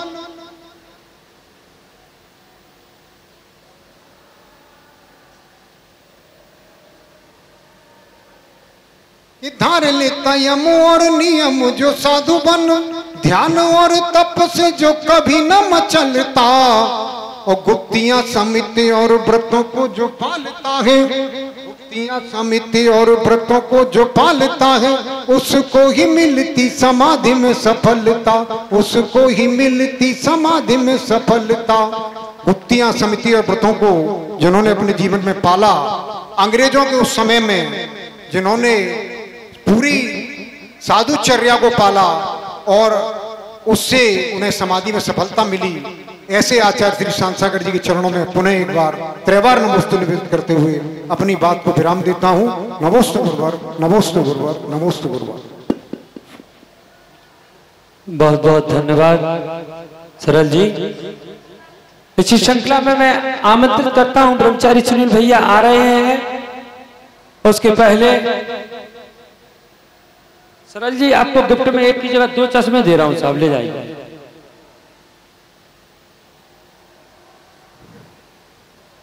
आचार्य शांति सागर जी के बारे में बहुत कुछ लोगों ने बताया, बीके जैन साहब ने पूरा इतिहास बताया, मगर एक सच्ची घटना और आपने नहीं बताई जो मैंने सुनी, मैं बता देता हूं। जब आचार्य शांति सागर जी महाराज दक्षिण के उस पूर्वी ओर, जब दक्षिण के पूर्वी ओर विहार कर रहे थे, देश गुलाम था और देश रियासतों में बटा था। वहां हैदराबाद के निजाम ने बड़ा ही कठोर कानून था और आप समझ सकते हैं कि एक दिगंबर का निकलना बड़ा कठिन था उस दौर में। आज भी कई जगह स्थितियां बनती हैं साहब। इसी हिंदुस्तान में तमिलनाडु साउथ में कई जगह गवर्नमेंट को या वहां शासन प्रशासन को अनुमति लेना पड़ती है, क्योंकि कई हमारे जैनेतर भाइयों को जैन समाज के हमारे दिगंबर संतों की जानकारी नहीं है। तो ऐसे जब वहां पर मुनिराज विहाररत थे आचार्य शांति सागर जी महाराज, तब किसी ने उनका विरोध किया। जब नवाब साहब को जानकारी लगी, उन्होंने दिखवाया। जब पता चला तो नवाब ने कहा है कि हमारे हैदराबाद की रियासत में पागलों को, नंगों को घूमने की इजाजत नहीं है, फरिश्तों के लिए किसने मना करा है।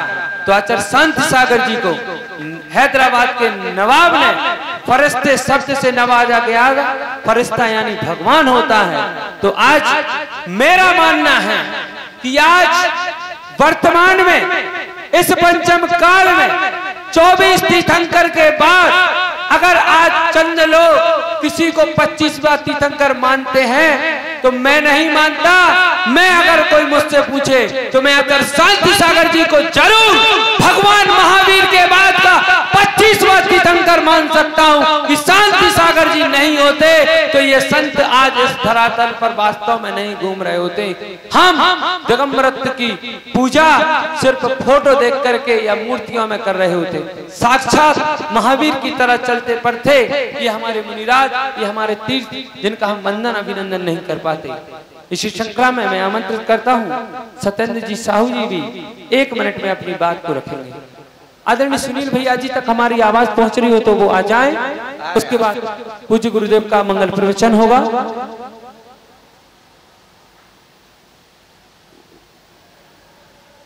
बोले प्रज्ञा श्रवण वाली योगी मुंशी हम सागर महाराज की जय, समस्त मुनि संघ की जय। क्षमा चाहते हुए निवेदन करना चाहता हूं गुरु के चरणों में कि हमारा शहर बहुत सौभाग्यशाली फौजाबाद धर्म नगरी और सौभाग्य नगरी के रूप में जाना जाता है। और यहाँ 1930 में जो 5 दिवसीय जैन मेला होता है उसमें आचार्य श्री शांत सागर जी महाराज का आगमन हुआ था। तो हमारा तो जन्म भी नहीं हुआ था, लेकिन जिन्होंने देखा, और ऐसी नगरी में जहाँ आचार्य श्री का आगमन हुआ था और उसी नगरी में आज आप यहाँ विराजमान हैं और आपके ही पावन सानिध्य में महाराज श्री का आचार्य श्री का ये शताब्दी वर्ष आचार्य तत्व का कार्यक्रम शताब्दी वर्ष के रूप में संपन्न होने जा रहा है। तो मैं निवेदन करूंगा और क्षमा चाहते हुए निवेदन करूंगा कि आप ऐसा आशीर्वाद हमें दें कि एक कार्यक्रम अगले महीने नवंबर के बाद दिसंबर या जनवरी फरवरी मार्च जब तक आप हैं प्रति महीने एक कार्यक्रम यहाँ संपन्न कराएं और उसमें हमारे त्रिभुवन जी जो आचार्य तत्व का जो कार्यक्रम वहाँ कानपुर में संपन्न करने जा रहे हैं उससे पूर्व अथवा उसके बाद, और उसके लिए भले ही एक समिति गठन की जाए और उसी समिति के द्वारा यहाँ ये जो शिलान्यास आज जो हुआ है उसमें मूर्ति स्थापित की जाए और प्रतिमाह एक कार्यक्रम चाहे वो 1 दिन का हो और व्यवस्था वो समिति करेगी। ऐसा निवेदन मैं गुरुदेव के चरणों में क्षमा चाहते हुए करता हूँ। वो अपने शब्दों में इस बात का उद्घोष जरूर करें। क्षमा चाहते हुए पुनः निवेदन श्री भूपेन्द्र जी को। बहुत बहुत धन्यवाद। साहू जी ने जो बात कही है वो उनकी व्यक्तिगत बात नहीं है, ये शायद उनकी सामाजिक बात है, तो उस पर कुछ गुरुवर को निर्णय लेना है। उनके भाव अच्छे हैं और हम आचार्य शांति सागर जी के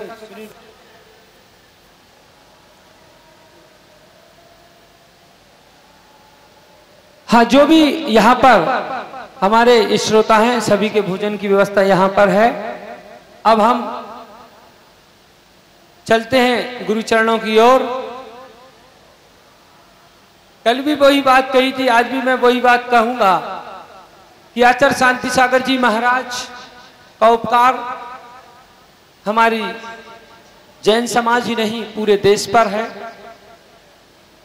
और यहां पर विराजमान परम पूज्य प्रकाशमान बालोगी अमित सागर जी महाराज उसी आचार्य शांति सागर जी महाराज के पट्टाधीश आचार्य शिरोमणि धर्म सागर जी महाराज के सबसे लघु शिष्य, जो वास्तव में दक्षिण में जब यात्रा की 2005 के बाद वहां पर अभी अरंजय पाटिल पूर्व वक्ता ने सर ने कहा था कि वहां पर एक फोटो देखा, महाराज श्री ने उस फोटो का एक बड़ी कॉपी बनवाई और मेरा सौभाग्य रहा कि हम फलटन में बैठ करके एक मशीन से लैमिनेशन किया उस कॉपी का फोटो का, और पूरे दक्षिण भारत में करीब 10,000 फोटो प्रेस करके लैमिनेट करके हम लोगों ने घरों घरों में मंदिरों में उन फोटो को लगाया कि लोगों को पता चले कि आचार्य शांति सागर जी महाराज कितने वर्ष पुराना उनका व्यक्तित्व है, कितने साधु उनके साथ थे। आचार्य शांति सागर जी महाराज की और लोगों ने तो परीक्षा ली।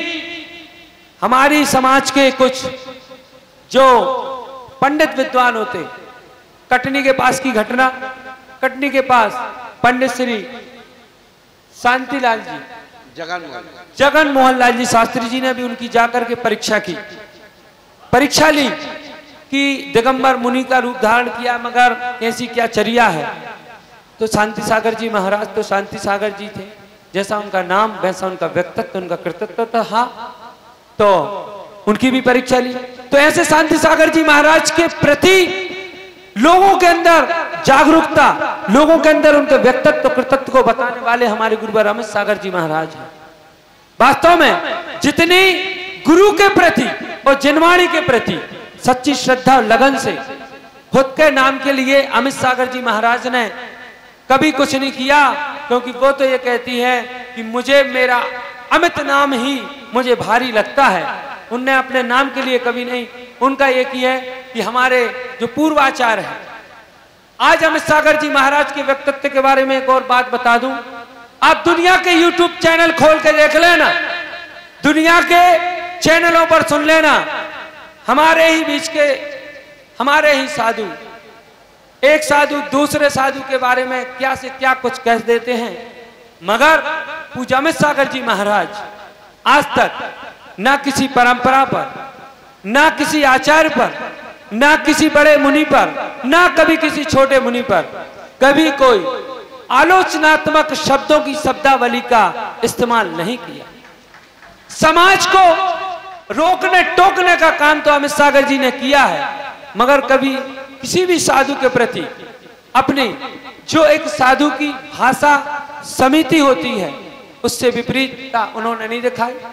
चाहे आचार्य शांति सागर जी हो, वीर सागर जी हो, शिव सागर जी हो, आचार्य वर्तमान के आचार्य, चाहे आचार्य विद्यासागर जी हो, आचार्य वर्धमान सागर जी हो, जो इनसे बड़े आचार्य हैं, सभी विनयी लोग कहते हैं। जब आचार्य शांति सागर जी के बारे में अमित सागर जी महाराज इतनी मेहनत, इतनी शिद्दत से उनके साहित्य को, उनकी पुरानी प्राचीनता को खोजते हैं, ढूंढते हैं, तो लोग कहते हैं महाराज आप भी आचार्य पद को ग्रहण कर लें। तो अमित सागर जी महाराज कहते हैं कि आज वर्तमान में हमारे बहुत सारे गुरु भाई आचार्य पद पर विराजमान हैं, हमें आचार्य नहीं बनना है, क्योंकि जब संलेखना और समाधि लेना पड़ती है तब वो पद भी छोड़ना पड़ता है। हम तो वो पद लेंगे जिस पद के लिए हम निकले हैं, और एक पद नहीं, ये आत्मा उस परमात्मा में लगे, ऐसा वो परम पद पर विराजमान होंगे। पूज्य गुरुदेव के चरणों में निवेदित करने के पूर्व हमारे आदरणीय सुनील भैया जी आ गए हैं। मैं उन्हें आमंत्रित करता हूं कि आए बाल ब्रह्मचारी सुनील भैया जी और पूज्य आचार्य शांति सागर जी महाराज के व्यक्तित्व पर प्रकाश डालेंगे। नमो जी नाणम। जब बोलो चिंतामणि पारसनाथ भगवान की जय। जो बोलो मम इष्ट गुरुदेव आचार्य अमित सागर जी महाराज की जय।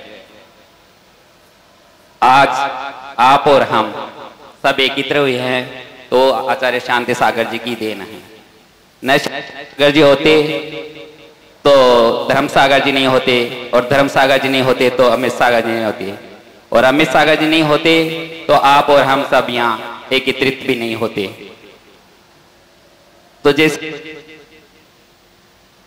डॉक्टर साहब ने कहा कि आचार्य शांति सागर जी महाराज ने हरिजन के मंदिर में प्रवेश पे निषेध करा था, तो वो दिन था जब महाराज की उसकी निषेध के लिए स्वीकृति मिली और महाराज ने करीब करीब 3 साल के बाद अन्न ग्रहण करा।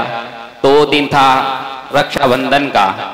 तो हमारे को विष्णु कुमार मुनि अकंपना आचार्य का सबका तो ध्यान है कि उस दिन रक्षाबंधन के त्योहार पे उनका उपसर्ग दूर हुआ। उसके साथ साथ भी आज जैन मंदिर में प्रवेश के निषेध का जो बीड़ा उठाया था आचार्य शांति सागर जी महाराज ने, उस समय उन्होंने अन्न का त्याग करा था, तो स्वीकृति मिली थी, वो भी रक्षाबंधन का दिन ही था। और आचार्य श्री ने जब छठ खंडागमन का ताम्रपत्र पर उत्करण करवा के सबसे पहले विराजमान कराया तो वो फलटन नगरी महाराष्ट्र की थी। उसके तो बाद आज जगह जगह ताम्रपत्र पे छठ खंडागम अंकित होके वो जगह विराजमान हुआ है।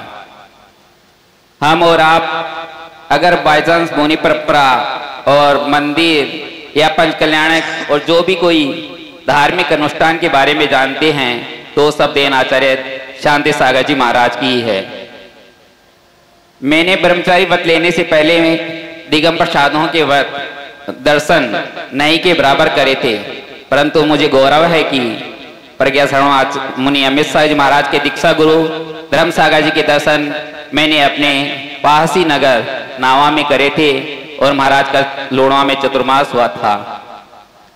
तो हम लोग शाम की टाइम कभी जाते थे तो महाराज को देखते थे, लालटेन के जली रखी होती थी और महाराज समाई करते थे तो मतलब खुले छत पे बैठे रहते थे और हम लोग आरती करते थे। तो मुझे गौरव है कि मैंने शांति सागर जी को नहीं देखा, परंतु उनके तृतीय पट्टाचार्य आचार्य धर्म सागर जी महाराज को देखा है। और हम भी यही उनकी कुंतलगिरी में समाधि हुई, वहां हमारे को दर्शन करने का सौभाग्य मिला। तो वो अमित सागर जी के महाराज के पास हम लोग दर्शन करने गए, तब उनसे आज्ञा लेकर हम 3 ब्रह्मचारी भैया, भूपेंद्र भैया और अविरल सागर जी छुल्लक जी महाराज के साथ अमित सागर जी के सानिध्य में ही हमको दर्शन करने के लिए जाने का मौका मिला था। और भोजग्राम वहां भी हम जाके दर्शन करके आए थे।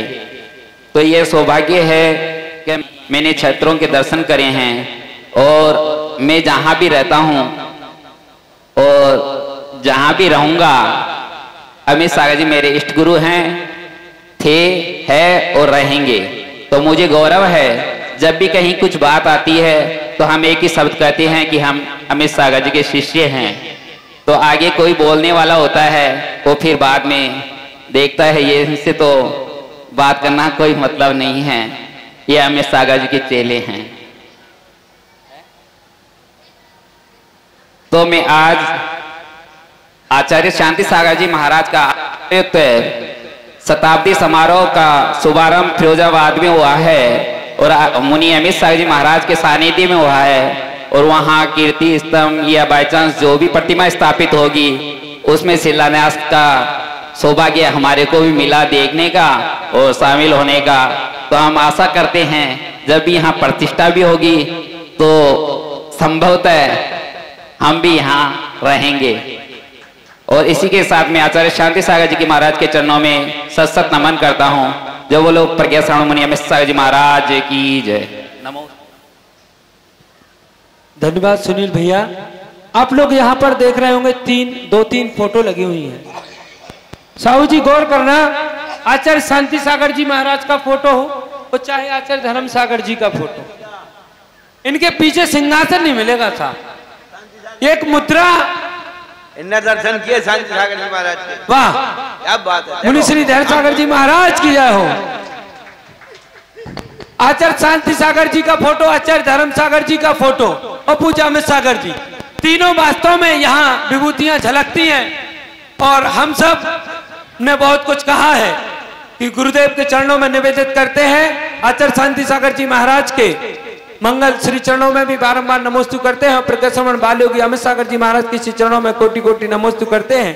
अपना मंगल उद्बोधन प्रवचन करें। नमोस्तु नमोस्तु नमोस्तु। सम्यक दर्शन मूलम ज्ञान स्कद्धम चरित्र साखाढ्यम मुनिगण विग्रह कीर्णे माचार्य महाध्रुवम वंदे। चलो पंच परमेश्वरी भगवान की द्वादशांगमयी जन्मानी माता की 20वीं सदी के कुंद आचार्य भगवान की 20वीं सदी के प्रतिमाचार्य चक्रवर्ती आचार्य श्री शांति सागर जी महाराज की तत्ति पट्टाधि आचार्य श्रोमणी गुरुवर श्री धर्म सागर जी महाराज की मम शिक्षा ज्ञान श्रोमणी आचार्य तब श्री सागर जी महाराज की तीन कमलाओं कर्मराज की। किताब को पढ़ते समय हमने यदि आचार्य शांति सागर महाराज का नाम, जो समाज शुरू से गुरु भक्त रही है, गुरुओं की आज्ञा में रही,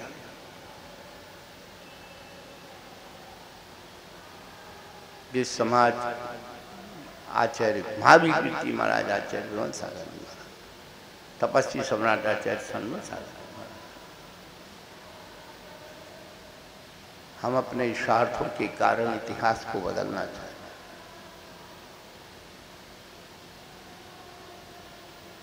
बंधुओं, ना तो आचार्य शांति सागर मेरे कोई रिश्तेदार है, न विनोद सागर जी, न महावीर कीर्ति महाराज।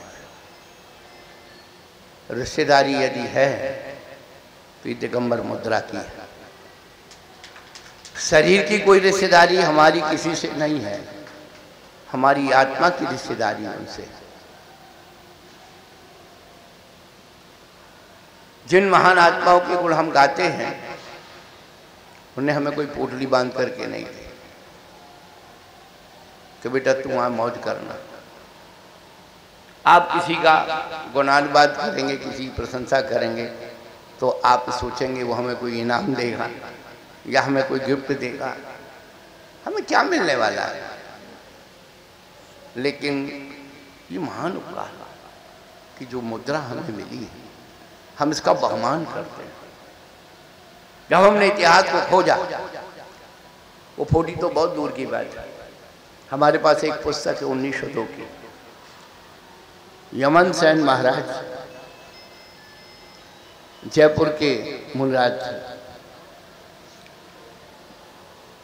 और उनका ग्रस्त का नाम मैं भूल गया हूँ, लेकिन बज उनका गोत्र था। खंडेलवाल परिवार के थे। उन्होंने झारला पाटन में सिद्धसेन महाराज से मुनि दीक्षा ली थी। वो उस समय की जो चर्या थी वो कठिन चर्या थी, देश के लोग उसका बात नहीं करेंगे, लेकिन वो विहार करते करते कहाँ पहुँचे थे मालूम?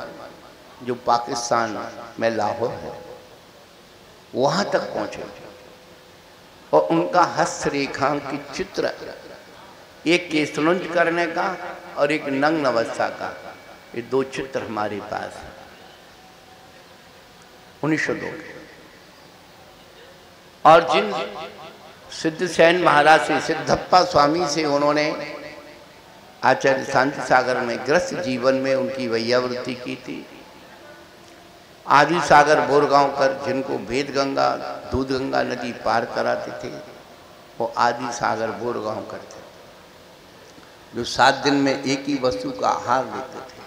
आज भी बोरगांव कर गांव में नसिया जी में उनके द्वारा प्रयोग किया हुआ जो कमंडल है, इतना बड़ा कमंडल है, ये सांकल लगाते हैं ना, इस सांकल का तो उसमें जो है हत्ता लगा हुआ।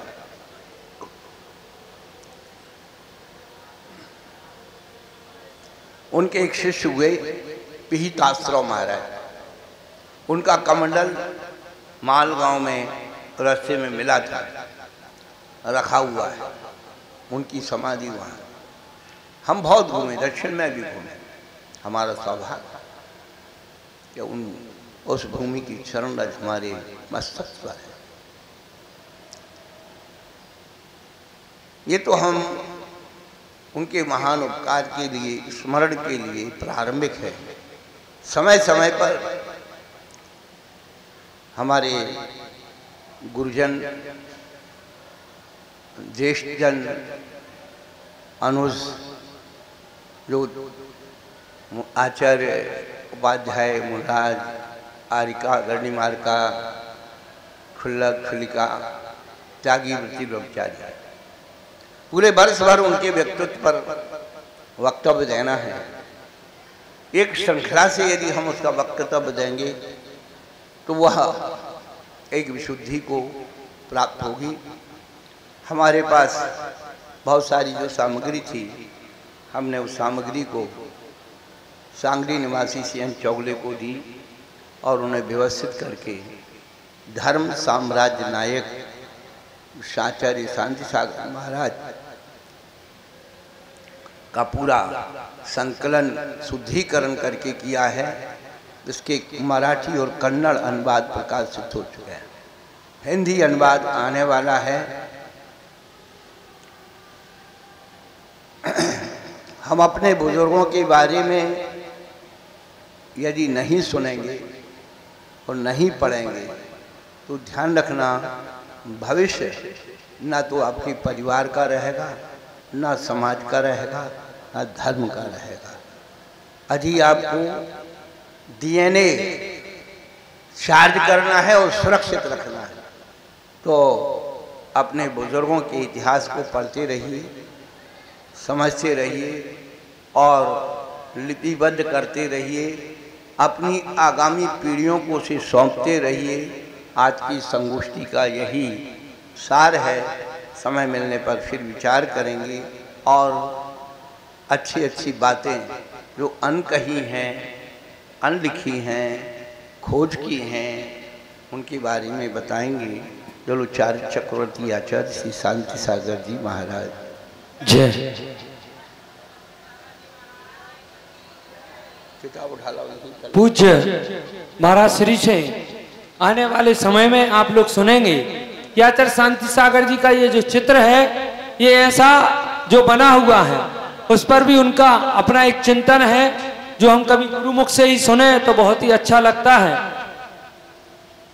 आज हम सब इस फिरोजाबाद जनपद से आगाज करते हैं कि आचार्य शांति सागर जी महाराज का आचार्य तत्व पदारोहण शताब्दी महामहोत्सव आज से यहाँ से प्रारंभ हो चुका है।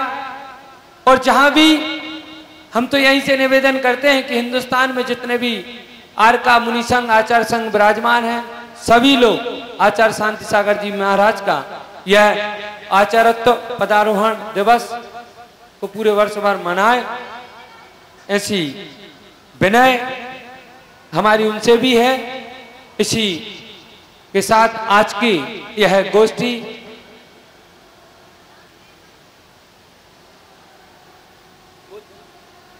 एक अभी अभी मैसेज आया है जो गुरुवर के लिए है, भेजा है किसी ने। पूज्य गुरुवर अमित सागर जी महाराज जी के मार्गदर्शन से हम सभी आदिनाथ मंदिर के ट्रस्टी मंदिर में अभिषेक किया, बाद में आगे जाकर शालिनी पाटिल ट्रस्ट स्थान पर जाकर पूजा किया। यह स्थान जहां पूज्य प्रथम आचार्य शांति सागर जी महाराज को किस स्थान पर आचार्य पद प्रदान किया है, इस स्थान को शालिनी पाटिल माला इस नाम से जानते हैं। हम सभी समडोली वासी श्रावक को इस स्थान का बहुत अभिमान है, क्योंकि हमारे पूर्वज ने इस स्थान पर बहुत बड़ा इतिहास रचा है। सही समय पर सही साधु को आचार्य पद देते हुए हमारे समडोली को इतिहास के पन्नों में स्वर्ण अक्षर से अंकित कर दिया है। इस स्थान पर पावापुरी की प्रतिकीर्ति निर्माण हो रही है। ऐसे गुरुवार को हम बार बार नमोस्तु करते हैं। ये समडोली से किसी श्रावक ने मोहित भैया के व्हाट्सएप नंबर पर भेजा है, जो पूज्य गुरुदेव तक जो हमें बात प्रसारित करनी थी। ये वो स्थान है समडोली महाराष्ट्र का, जहाँ पर उनका हुआ था, चतुर्विद संघ का गठन हुआ था। वहाँ मूल निवास से हम समडोली गांव 2 बार गए हैं और उस पवित्र भूमि को नमन किया है। उत्तूर गए हैं, यारनाल गए हैं, कौनूर की गुफाओं में गए हैं। उसके बारे में समय पर आपसे चर्चा करेंगे। चलिए।